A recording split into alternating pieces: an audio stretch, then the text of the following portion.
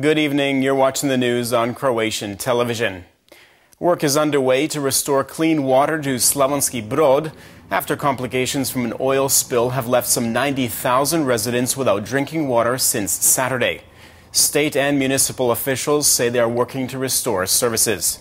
The plan is to connect the town's water network to a plant in the nearby town of Sikirevci, which is expected to take a few days and cost around 700,000 euros. When the management board meets on Wednesday at 3 p.m., we'll allocate the necessary funds for the actions we plan to take, as well as within the context of the work that is required and approved by the inspectors as emergency measures. This includes the purchase of additional water pumps and the activation of wells in the Sikirevci area, which will cover the water needs of the city of Slavonski Brod and the entire area. At the same time, we'll be working to expand the capacity of the water plant and activate the generators so that by Friday we can get the water from the Sikirevci plant to Slavonski Brod. Despite the measures, town mayor Mirko Duspara is frustrated with the way the situation has been handled and says government services and agencies have put his community at risk.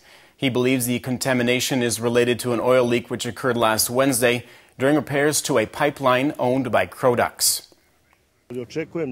I expect this issue to be resolved as soon as possible, and I demand that citizens be told who is responsible for this. 90,000 people have been put at risk.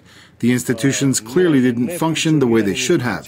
The day the incident happened, the area should have been sealed and secured by police, but it wasn't. Nothing happened.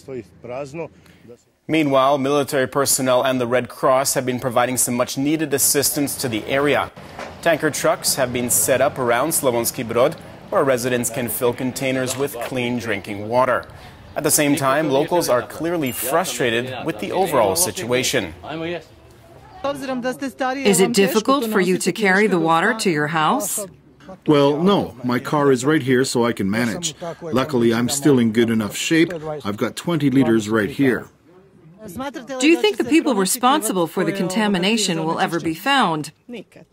No, there's no way. It's easy to point fingers, but the real perpetrators will never be found. It's insane that the architects allowed such a pipeline to be constructed here in the first place. It doesn't matter who's responsible. That should be the last of our worries. The sooner we solve this problem, the better it will be for everyone. That's all that matters. Who's responsible, it doesn't matter. A somber commemoration took place earlier today in Petrinja as members of the 162nd Brigade marked the 26th anniversary of their founding by laying wreaths and lighting candles for their fallen comrades from the homeland war. The entire Sisak-Moslavina county paid a heavy price during the war as more than 500 local soldiers and police and 2,500 civilians lost their lives. The boys who showed the initiative and the desire to defend Croatia were the ones who started it all. They set the example for the other brigades and units. They broke the ice when it came to defending Croatia. This was an extremely important brigade because they had fighters within their ranks who came from this area.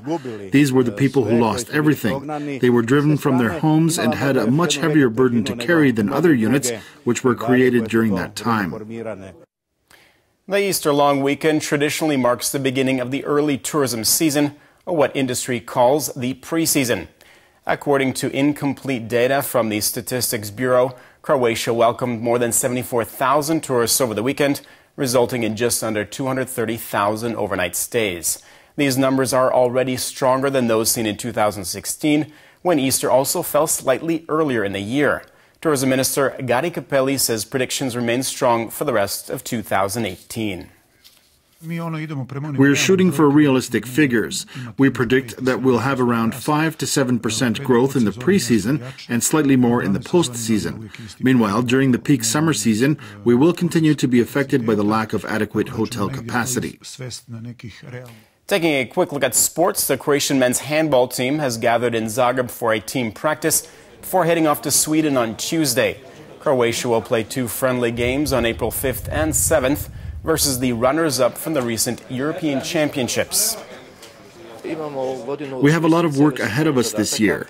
Our goal is to qualify for both the European and World Championships. We also need to incorporate some young players into the rotation, as well as create synergy between them and our more experienced players. Our team is always open, and we're always looking for new players. Turning to basketball, Cedevita failed to reach the finals of the regional ABA League after losing on Sunday night to Montenegrin side Budućnost 72-57 in Podgorica. The Croatian champs led for most of the game but were thoroughly outplayed in the fourth quarter. And finally, the Croatian boxing team has returned from the Under-22 European Championships in Romania with 2 silver medals and 1 bronze. Marko Milun took home the silver in the super heavyweight division. Leo Cvetkovic won silver in the light heavyweight category, while heavyweight Tony Filippi got the bronze.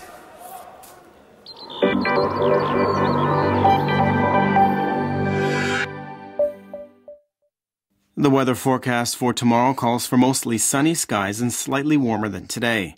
Heavier cloud cover in western areas could bring isolated showers, especially in the wider Rijeka area. Continental areas will get a moderate southwesterly wind with increased strength in higher elevations. The Adriatic coast can expect a moderate southeasterly wind, while the northern coast will get a southwesterly. Morning lows of 3 to 8 degrees in the interior, and from 9 to 12 on the coast, will give way to highs of 16 to 21 degrees Celsius around the country. Wednesday's forecast also looks to be mostly sunny and warmer, with isolated showers in mountainous regions. Moderate to strong southwesterly winds are expected. Thursday will be changeable with rain and slightly cooler temperatures. Friday will again be sunny with light rain possible in the far east. The northern Adriatic coast will get rain on Wednesday, while Dalmatia looks to be partly sunny. Thursday will be unstable as rain showers and thunderstorms move in. Friday will be sunny and warm once again. Winds on Wednesday will come out of the southeast, while a northeasterly and northwesterly is expected by the end of the week.